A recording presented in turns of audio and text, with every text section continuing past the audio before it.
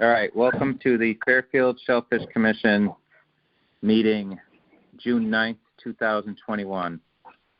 Present, John Short, Todd Kenke, Lizette Enhofer, Tim Macklin, Sean Cohen. Mike Harwood's on. Mike Harwood is on. Excellent. All right, so call to order. We have a quorum. Good to go.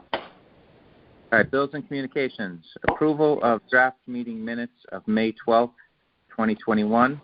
Did everyone have a chance to look at those meeting minutes? Yes. Yes. Any changes, corrections, questions? Not on my end. I No? did not have anything. All good? Someone want to make a motion to approve those minutes of May 12th, 2021? I'll make a motion to approve the minutes for April 2021. May. I'm sorry, 12th, 2021. And that was Todd? I second. Yes. I second. Tim? All in favor? Aye. Aye. Approved. All right, committee report. Clam relay and planting. We did a clam planting of approximately 6,600 clams. Closed the beds for 2 days to let them dig in, and then we were proceeded to be closed by rain, and we reopened on Monday. So there's clams out there. I'm sure people are getting them. I was thinking about, the next relay. I'd like to have plenty of clams out there for July 4th, but I'm thinking that, I was in the town hall today. We have a lot of permits out there, and I think we should leave it open until July 4th, which is only, 4 weeks away, less than 4 weeks. Yeah. And then after the 4th of July, we'll do a relay and load it up for the summer, because we have to shut for 2 weeks after the relay. So what do you guys think of that? That makes sense to me. You could stop. Yeah. All right, so we'll leave it as is for now. Hopefully, there should be enough clams out there for people. And then we'll get a relay right after the 4th to really load it up for the summer. Anything else on clam relay or planting? Nothing No? to me. Okay. No. Go to water and habitat quality. Was that? So as of June 1st, we had 5.74 inches of rain. Total days of shellfish was closed for the year so far has been 12. That was at the 1st. Hold on. So, presentation. So we've been 26 days, closed 5 from May. Yep. That was in the month of May. So I don't have the June status on there. Yeah. No, it ends on June 1st. It ends on June 1st. Yeah. All right. So in May. Yeah, in May they were open for 26 days and closed for 5. Yeah, so we're open now. It could rain an inch any one of these storms that comes through. We got lucky yesterday. I think south of us got a lot of rain, and before that, I think north of us got a lot of rain. But the last rain we got after we planted was over 2 inches of rain. So it's nice that we opened basically within a week. So Yeah, wow. I didn't realize we had that much. Yeah. It's a lot of rain. Mm-hmm. yeah, we had over 1.5 inches one day, and then I don't know, maybe 3/4 of an inch the next day. So. Wow. All right. Anything else on water or habitat quality? That's all I have because my printer ran out of paper. What else do we have here? All right. You want to go to permits and That's all access? I've got. That's all I've got from the weather station and from conservation for those. All right, why don't you start off with permits and access then? So for permits, so we have sold 173 to residents for $3,460, 75 seniors for $750, and 14 non-residents for $560. So total permit fees collected so far has been $4,770. There were 40 applications via mail, and then 226 online. So that was definitely a good move that we opened up to that online registration. Yeah. So it says here that there's 262 permits through May 31st. It was in town hall today, and I think it's up to 282 now. Wow. So nice. We're definitely selling some gotta permits. Break that 340. I think we got to go to 345 record. Is it 345? Oh, that's we could do 345 345 2020. Yeah. that. Okay. So we're getting there. We're getting there. There were 270 in 2019 and 345 in 2020. That's a big difference. So, I actually have a group of moms somehow through Facebook that want to, they're looking to get out there. They've seen people. They want to know. I volunteered to meet some people out there at times. I don't know if anyone would be willing, if I set it up to meet a couple people at one of the low tides, if anyone else would be willing to come down with some rakes. I'll bring some rakes and we can kind of show people. I told them they have to have permits to do it, but they seem very interested. They're like 4 or 5 different families. Yeah, okay. I'd be into that. I could grab some rakes from the trailer too. Mm-hmm. Okay. I'll tag along. And everyone on the commission has their permit by now, right? Yep. I do not. Who's that? Todd. I am getting it. Shame. Public shaming. I've been ashamed. There's like 3 different ways you can get the permit: mail, online. Yeah, I heard you person. can get it online.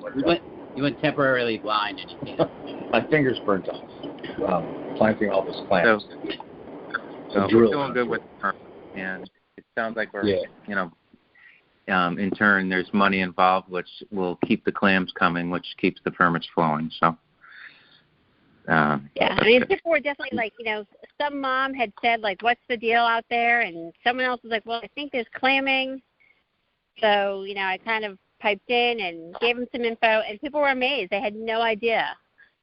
I think some of these people could be people who are new that have recently moved in, but some of them are families I know, I've known for years. And people just didn't know that you could eat the clams out of the pound, out of here. I was like, those are commercial feds. Where do you think those oysters you're eating are coming from that you're buying over at Atlantic Fish? Coming right out of there. Right out of there. All right. All right. The next low tide, the 19th. There's a low tide at 1 o'clock on the 19th, which is, what day is that? That's Saturday, the next weekend? Yeah, it's Saturday, June 19th. There's a low tide at 1 o'clock, and then Sundays at 1:45. So that might be a good call. It's right after school ends. Everyone's done with graduations and all of that kind of craziness. That might be a good time. June 19th. Yeah, graduation party. So I'll be out of that one. But all right, maybe you guys could get that together. Get a few people down there. Okay. Yeah. All right, want to go to 3A, Southport Beach reopening? Mike? Mm-hmm. Sure. Well, after that big weekend of the rain, was it May 30th, 31st weekend, went down and did a water sampling June 3rd, Southport Beach, and dropped them off at noon. I didn't get any results back. I know that Alyssa usually sends them out to everybody. Did anybody else get any response back on the report? I got nothing. June 3rd? Yeah. No. Okay. I think they've been busy. And so that's sampling number 2. under the belt, and it would be great to see what the results are from that, just from the deluge of rain that we got. That's 2 out of the 15 events, right, Eileen? Right. So we need, in order to be considered to open up, we need 15 samples from adverse conditions, which is over a half an inch of rain. And is there a requirement for any samples for normal conditions or non-adverse? So when we talk to when we talk to Alyssa, she wants to at least see it on a monthly basis. So even if we don't get an adverse condition, we can still look at doing it on a monthly basis. So we've had May and June so far. Okay. Here's a question: if you have, because I saw this in the notes from last month, that meeting. So if we have 2 adverse situations within the same month, you do it twice within the same month? Sure. Yep. So an adverse condition runs within 4 days. So if you read through what an adverse condition is, so say tomorrow it rains an inch of rain. We will be told by Alyssa when it stops. So if you have like 2 or 3 days of rain, the clock stops when the adverse condition stops.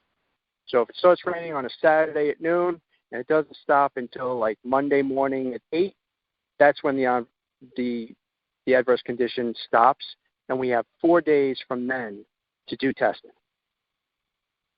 Right. So we don't necessarily have to wait 15 months for this then. These results can come in that. This is great. Okay. Yeah. I mean, the whole goal is to try and get seasonal first. That would be easier for us to do. So, depending on how many events we have over the summer, I mean, if we have 8 events, that's quite a bit, right? Then we're still only at 10. So it would be, if we could get in maybe January, February, March, do a seasonal, and just open in the wintertime, that would be awesome. Yeah. But it all depends on the conditions, and it also depends on the results of the tests. And let me ask you, I know that, you have some extra time now and you've been doing the sampling, Mike, but in the future, you might need some help with that? So, just so that, so I know Tim, Sean, myself are approved to do the sampling. John, I assume you are as well? Yeah. Okay, so right now we have 4 on the commission that can do it. All of the materials that are needed are in the shed. The only thing I need to do is actually make some more reports. So in the shed, in our storage locker, we have the sampling sticks. There's a box full of the sampling jars, and I'll actually print up some of the reports. Tim has a key, I have a key, you have a key. I think Sean, at this point, needs a key as well in order to access it. Okay. So if anyone plans to do it, yeah. It would be great is if someone plans to do it, just send an email out to everyone who is certified to do it. Okay. Yep. Sounds good. Mm-hmm. All right. Hi, sorry, it's Sarah. I finally, for some reason, I couldn't get on. I had to do the backup call me option on the phone because every time I called in, I was just getting the jazz music. Yes, Mike was on that too. And so yeah, it was the jazz music, which means I'm the only one on the call, which was really odd. Yes. And I was like, what's going on? I checked the numbers everywhere, and I had the right number, but it wasn't working. Huh. Okay. Well, you're on. So I had them call me, and it got me in. Anyway, I'm sorry to interrupt. That's fine. So as of 7:49, Sarah is on the call. All right. Right, and I could catch up on the rest from the recording. So. Yeah. All right. So we'll go to commercial shellfish regulations. Any of you guys want to say no comment or no report? No report. No report. All right. So we go right to oyster bed development, which is going to be, I guess I could start off with, we have a lot of work to do this month. This is our 30 days of oyster bed development, which will be getting all our hats together, our SPAC collectors together, and getting our cement, all our materials. I still have to talk to conservation, see if they'll bag up the shell that we're going to put in the yacht yard. So I felt like if we could get 4 or 5 people together, we might be able to knock out like both of these jobs pretty quick, which would be to hang the bags at yacht yard and coat the SPAC collectors. And then there'd be one day of a few hours of putting the SPAC collectors in. So we usually need to get those in by July. The latest would be July 4th. So we probably could do an evening of for hanging the bags at your yacht yard. I think that in 2 hours we could probably get all the bags hung if we had 3 to 4 people. And coating the hats is probably it's a good 3 hours, 4 hours of work. 3, 4, 5 people, we could knock it out pretty quick. And then putting the collectors in, that's another 3 hours. So we're looking at, approximately 10 hours of labor per man or woman per person. You guys think we can get that done? Yeah, I was just looking at the calendar. I know I'm working this week and next week, but I could do something like the night of the 17th or the 18th, and then around the following week too as well. I'm traveling the 21st through, so this week is best for me through this weekend. I can crush through this coat weekend. Some hats. I'll coat some hats. Yeah. All right. Maybe we should set a time to meet. You said this weekend, Todd? Yeah, through this weekend. I'm going to leave Monday through Friday of the 21st and 25th. Oh. After that, I think I'm open next week. I can meet up, if we want to do something like Saturday morning. Yeah. And just kind of assess everything and because it is a little bit of a mess over there. Yeah, I think we need to assess, get all stuff together. Yeah.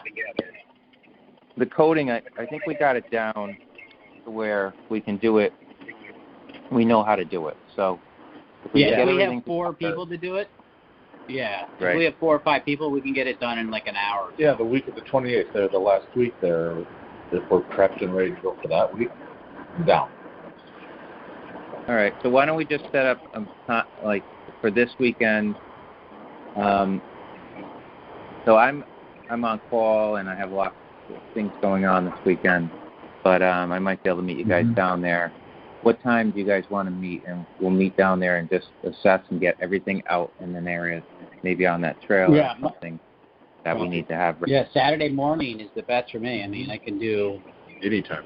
8, 9. We do 9 a.m.? 9 a.m., 8, 9, I don't care. All right, how about 9 a.m. at Conservation this Saturday? Beautiful. Sounds good. Guys, unfortunately, I'm going to be covered in paint in Maine on Saturday at that time. Lucky you. Don't worry. I'm here through Saturday night. We will save plenty of work for you, Sean. Don't worry. That's all. Other projects. Hey, I did get an email. John. Yes. What about volunteers? I know that we usually do this stuff just as the commissioners do this, but any volunteers as well can join us? Of course. Sure. So I was to mention that I was emailed by one of Fairfield's youth that wants to help out, and I don't think I'll email him for this Saturday, but coming up on some of the other work, I think that he would be a help, and any other volunteers, even if with the hats and coating them and all that, there's plenty of things that can be done. Just bringing them over, carrying them over to their spots, all that. So, but not this Saturday. All the others are fine, but not this Saturday. Yeah, this Saturday, right. I think, is just assessing and getting some stuff together. Getting organized. Okay. Yeah. I could do Portland. Yeah, we'll just go by email after that as to the other dates when we're going to do these things. It's like you figure in after Saturday, there's going to be 3 good days of doing stuff. And it's not a full day. It's 2-3 hours maybe. No. It's 3 hours to coat hats. The putting them in is probably the longest process, but if we got enough people and volunteers, that'll take a couple of hours, 2 hours, 3 hours, and then hanging bags.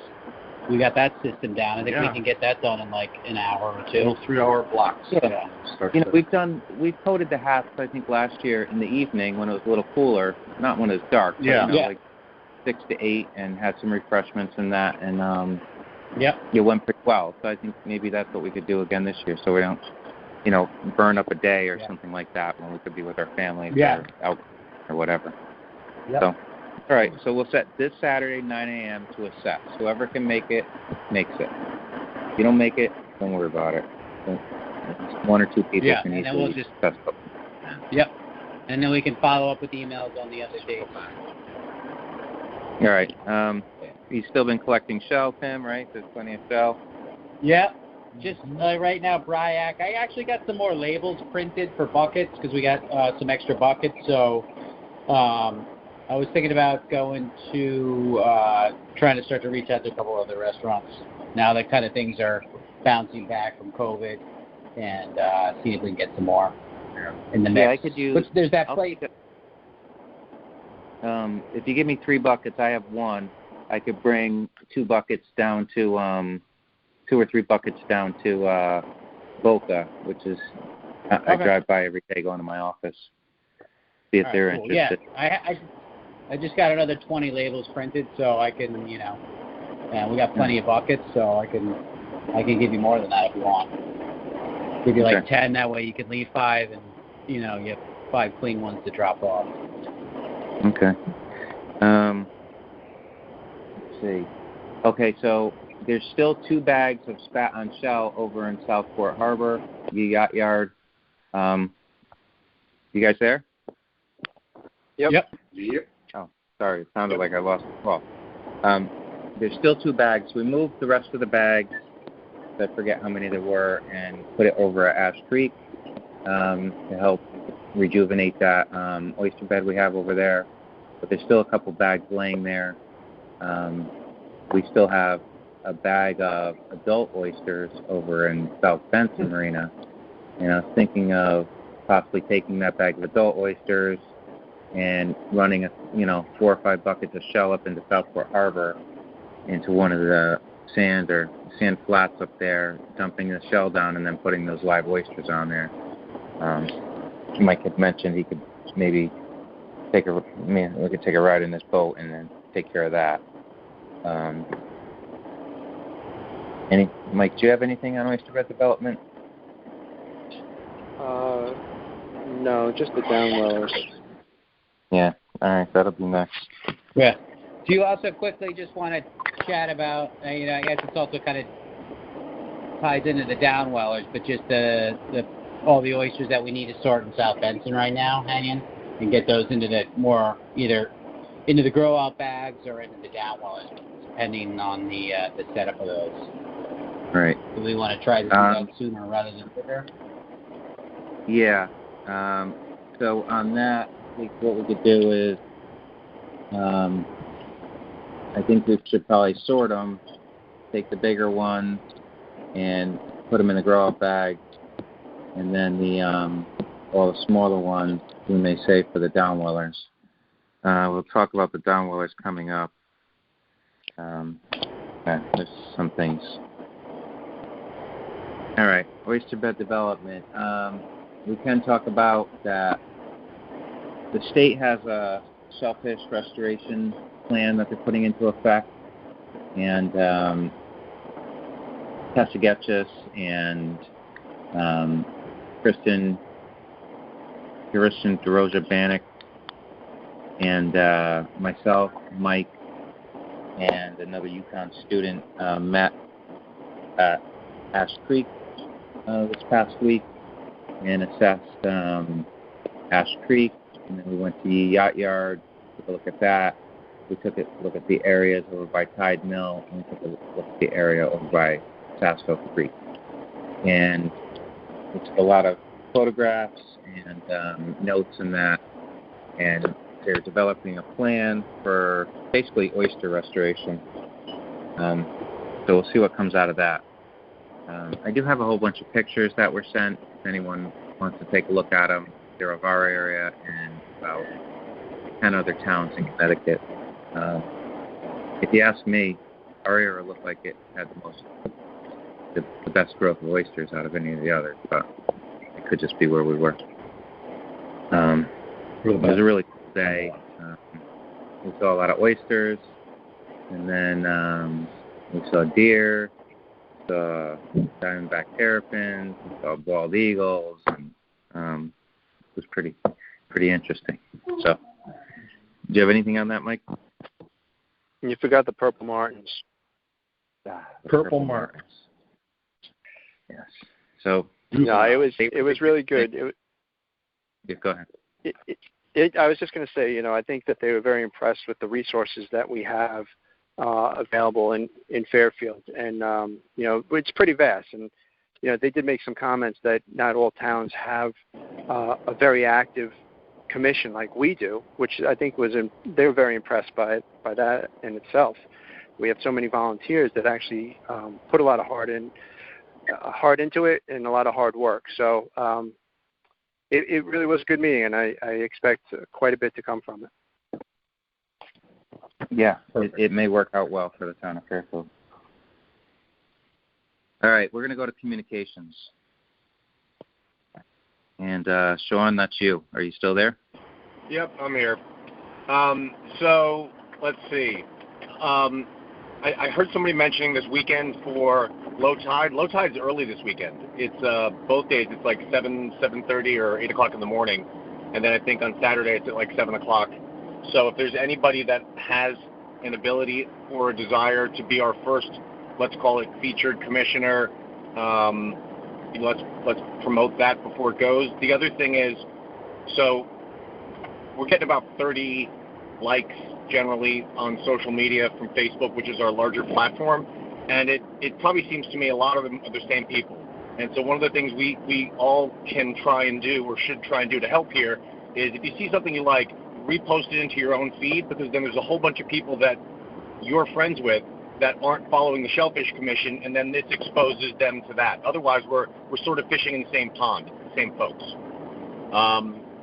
So my request on that is, if anybody plans to do the, meet up with the commissioner down at Sasco this weekend, please let me know. Send a picture. Give me the back of your baseball rookie card. Give me some stats, some tongue in cheek, and we'll have fun with it. I've got the hardware for the flags for the boat, so those are sort of ready to be installed. I can install at some point. We don't need the boat out of the water. We can just install it, but there's different places you can put it, and I don't know if somebody on here has the eye, whether you want it on the front, whether you want it on the back, or whether we're going to try them, but we should get them on there at some point soon. Any thoughts on that? Who wants to be part of deciding where it goes? So I would say bow and the stern. Okay. Or we could do port side, stern, and whatever the other side stern is. Wait, you want one on the bow? You don't want it centered on the bow? Could be centered on the bow. I mean, I don't know. I would say either each side on the stern, or you could set them back about 2 feet on the bow and have them on each side. That way when you're going out, they're blowing in the breeze, or on the stern. Either way, they're not in the way in those two spots. So. Agreed. I agree with that. Do you want to take a quick vote on what people want? I mean, it's just as easy to do it in either place. All right, so we'll vote on either bow or stern. So one at a time, bow. I'll go bow, Sean. I'll go bow. I abstain. I'll go bow. We'll go with center console. Bow is fine with me. All right, sounds like on the bow. Bow it is. Bow it up. Sorry, Lizette. That's why they can see what's coming and how it's going. Okay. Sean, on your Facebook, we did have the most, the largest reach we've ever had, and I think the most engagements. I don't know if you looked at the stats or not, but our stats are really impressive compared to anything we've done before. So people are definitely getting. Well, the thing I want us to concentrate on is because we all keep meeting people that have no idea that you can go get clams, that there is a shellfish feature to living in Fairfield. And so there's two ways to expand our audience beyond the people that are already following our pages. One, we do it free organically and pump it out to our people. Two, we can boost posts. It's cheap. We could do it. We could throw $20 at boosting some of the better posts, and they'll just put it out there to people. I can make the geo area just sort of geo fence Fairfield. Maybe we should do both, but that's the way we can grow the awareness around what we're up to. Okay. Hey, Easy enough. Sean, can we as a Facebook entity, can we make friends with groups like Moms of Fairfield? Sure. I mean, we're already friends with lots of groups, and so yeah, we can absolutely do that. Cool. Yeah, like Mill River Wetland Association likes our post every time and shares our post every time, and there's a few others that do too. Facebook does a decent job of surfacing like-minded sort of groups, and whenever they do that, I just follow them, and we usually get a follow back. But I agree with you. There's some of these groups that have thousands of people in them, and that would be that'd be interesting. That Moms of Fairfield, I'm aware of that marketplace stuff. Yeah. So that's where Moms of Fairfield is where that group of people that I said that I would meet. I was engaging with people. That was on Moms of Fairfield, and someone had kind of posed the question, what are they doing out there at Sasco? What's the deal? So, There is another group, and was that you probably know it, right? I think it's called What's for Dinner. Yeah. And people have posted before the clams that they've dug on there. So I don't know if anyone's interested in joining that group and maybe throwing a post up there. I know that my wife is a member of that group, I think. So I figure if I dig up some clams and do something halfway decent with them, maybe I'll post something. But all those forums, Moms of Fairfield is huge. So that's a good one to be involved with. So let's talk about, we had a giveaway where we did a random drawing out of our permit holders. And we had a prize of lobsters, oysters, clams, and beer. And it went okay. There was a little bit of a hiccup with getting an actual winner. But when we did, they were extremely happy and ready to go. They were waiting with their grill on, ready to grill some lobsters and the clams, and I'm very excited about it. So it seemed to work out. The pictures were great. So it's something we can probably do in the future. Yep, agreed. Nice. And there's a little issue with the first one winner didn't want the prize, so we repicked and got another winner, and it worked out. On the communications also, Deb is not able to do the newsletter just because she had, her mother passed away, and she's just overwhelmed with being an executor and that. I don't know if you guys got the email or not, but if anyone is interested in doing that newsletter, they can, or we can just ride it out until Deb is ready to do it again. Hey, John, when did her mom die? Did her mom die recently? I think it was before the last meeting, and there must be things going on with. She said she was the executor, so she must be busy with that. I'm not exactly sure when she died. I can email her and find out if you guys want to put together a card or something. Yeah, if we could set something up where we send out flowers or something, I think that might be appropriate. Okay, yeah, we've done that in the past. So Sure. I'll email her and find out, and then maybe we can get a card or some flowers sent over. Okay. All right. Anything else on communications? No, that's all. All right. We'll go to Downweller. Repost. Do you want to start off, Mike? Sure. The Downwellers. So May 13th, thanks to the Conservation Department, Ed Jones, Tom Kors and team, Sydney John, they took the Downwellers from the Conservation Workshop and delivered them to parking lot spot 99, right next to where we needed them. So if you go down there today, as of May 21st, John and I went down there and we actually moved the Downwellers, which with them being empty aren't too bad to move. So if you go down to South Benson today, they are in place where they're going to be for the remainder of their lives. All we need to do is kind of get a COP. Once we get the COP, we can start setting up. Before that, we can start using it once we have the COP. But in the meantime, we do have to set up the piping of it. John, I think we do have the pump, and we're pretty much ready to go. Yeah, so we have the pump. We have the Downwellers in place.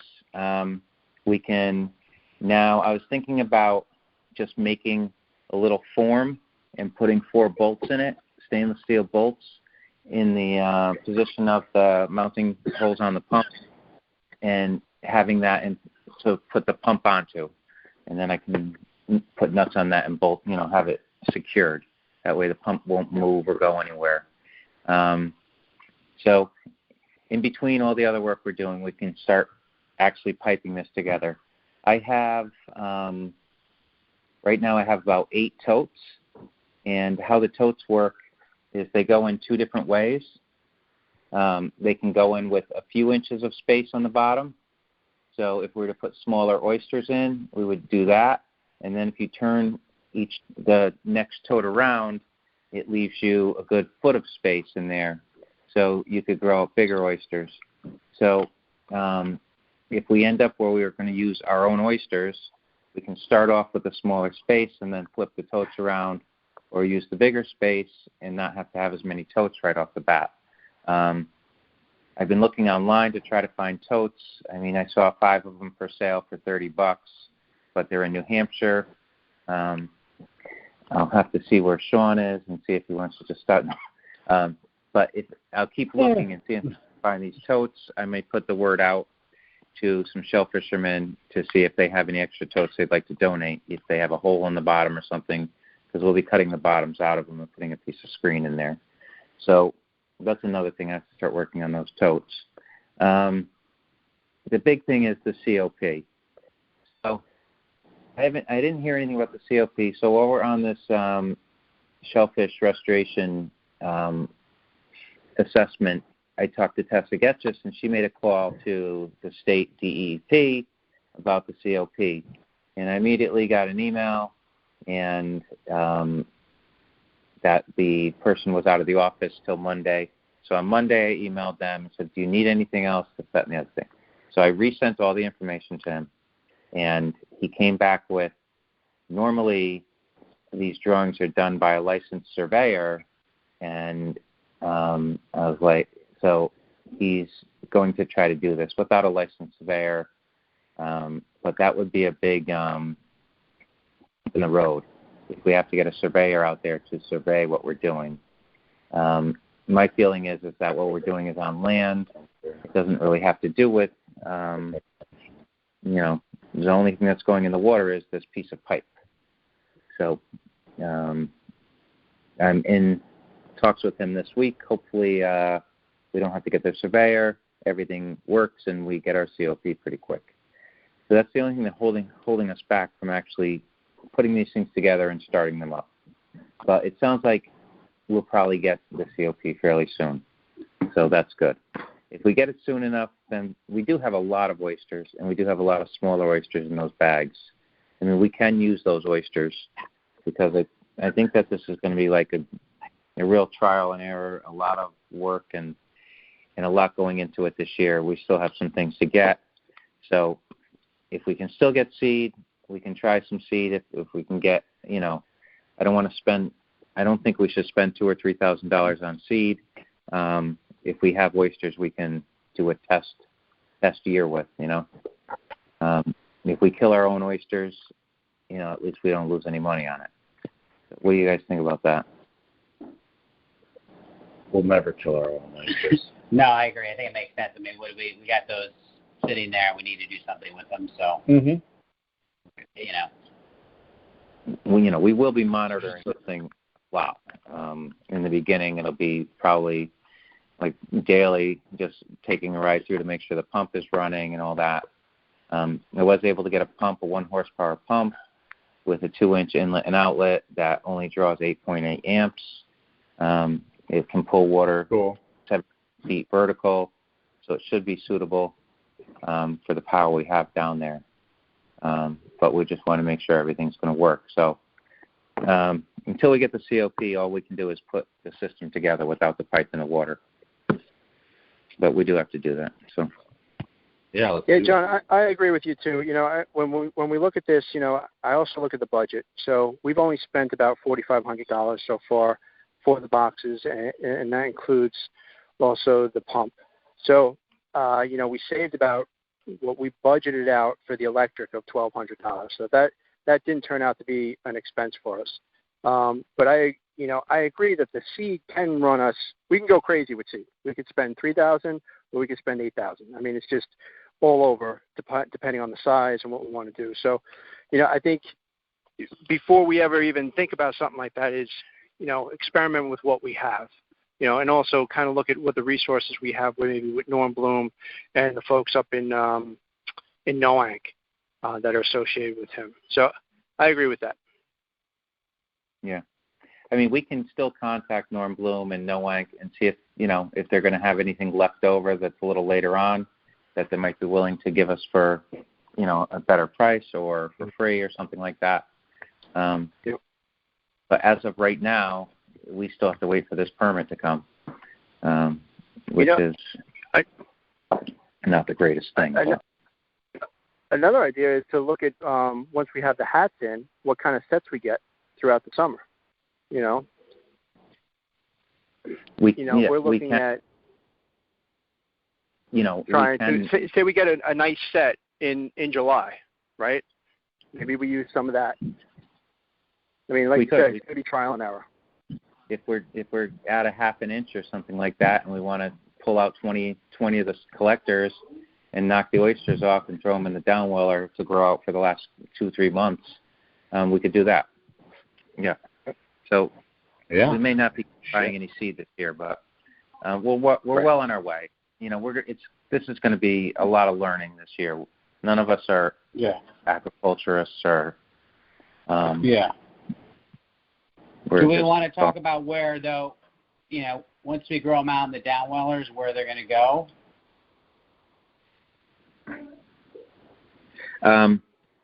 So that is something we need to talk about because we've been putting them on Sasco and we really haven't seen any results of that. We have to go take a look and see if we can find anything that we put down last year over in that area. If we find a really good low tide, we should probably go out and search around a little bit and see if we can find anything that's growing. The other option is to try to start building up a bed in the back of Southport Harbor, which is restricted relay, which we can always possibly harvest once a year or more than once a year, maybe twice a year, each time we do the relays, if we have the labor and all that and energy, and dump some of those oysters out on Sasco Beach, when they're full grown. That's our only spot that we can take stuff from, and it's only 2 weeks. Everything else we have is prohibited, or the water's too deep, which requires cages, which is another. I don't think we're ever going to get to that point unless we had like a full-time staff. So I'd say we try to find what's going on at Sasco, and then we can go from there. Mike, do you have any shell coming into Sasco anytime soon? So I did have discussions with Tom Course on putting the shell where we put it last year, just to the left of the lifeguard shed. If you guys aren't familiar, it's one of the first parking spots, handicap spots. There's like a little corner area that we put the shell in order for us to be able to move it whenever we wanted. So, last year we had a few of the Boy Scouts go out and do it a few days, and anybody can go down there at any time, grab a sled, and, if you have some free time, move some shell. So as of yet, I don't have a date, but I did talk to Tom after May 13th, and it's still on the agenda. Okay. Yep. All right. Well, if we do get them in there, it's great to get in before July 15th. Okay.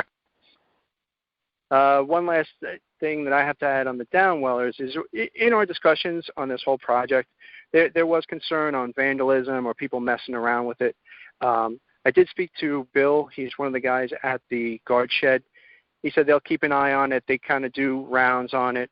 Also spoke to the police. They've got an eyes view right in their station right there. But one of the policemen even said that there's cameras that are set up that look at their boat at the end of the jetty. That's very close to the downwellers. And he's going to see if they can he's going to check out the camera. It may cover it now, and if it doesn't cover it, he's going to see if they can. But they're going to keep an eye out as well. Yeah, I have a feeling that we'll be pretty safe. Worst cases, we have to put a small fence up or something like that, but I think we might be okay. Yeah, I'm just addressing one of the concerns. Yep. Yeah.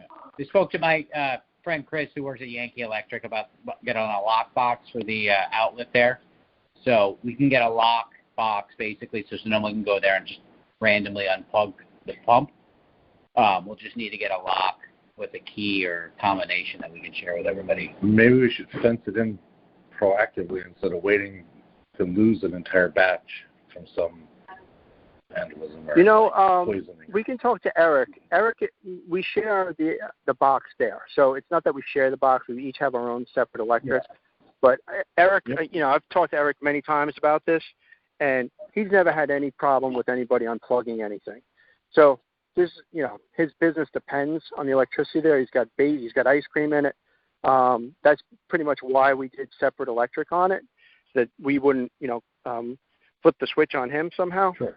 So at this point, if you guys really think that it's a concern, I think we kind of have all the bases covered with the police, with Eric, with the guards there, sure. And even John has his fishing people down there, the bunch of kids.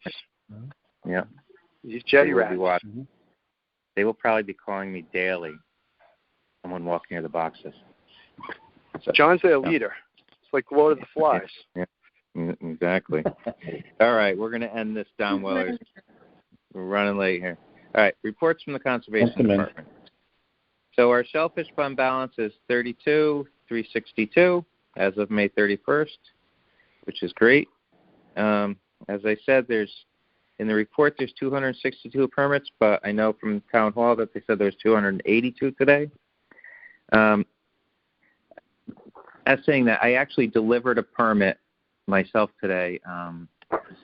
Conservation, it got sent back to them, and they didn't know what to do with it, so we looked up the person's address on the satellite, and I drove over and handed it to them in person, and they were very happy. So that permit got out there. Yeah. Can you bring one to my house tomorrow? If you order one online.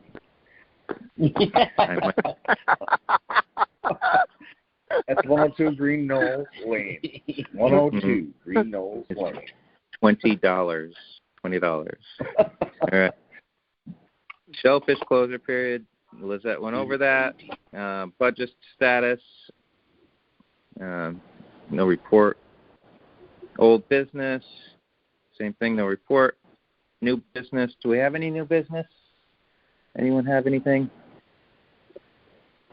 Nope. So, all right. Informational. We kind of went over that about the Connecticut Shellfish Restoration Plan that's going into effect.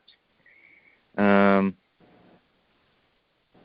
was an email that came in earlier in the month regarding hundreds of dead lobsters on the beach, and I sent the email off to the Department of Agriculture, Bureau of Aquaculture, and they sent it off to DEP Marine Fisheries, and within 5 minutes we got a response that they were not baby lobsters, they were crayfish, and most likely someone had bought crayfish to have a boil and didn't eat them and threw them into the Sound.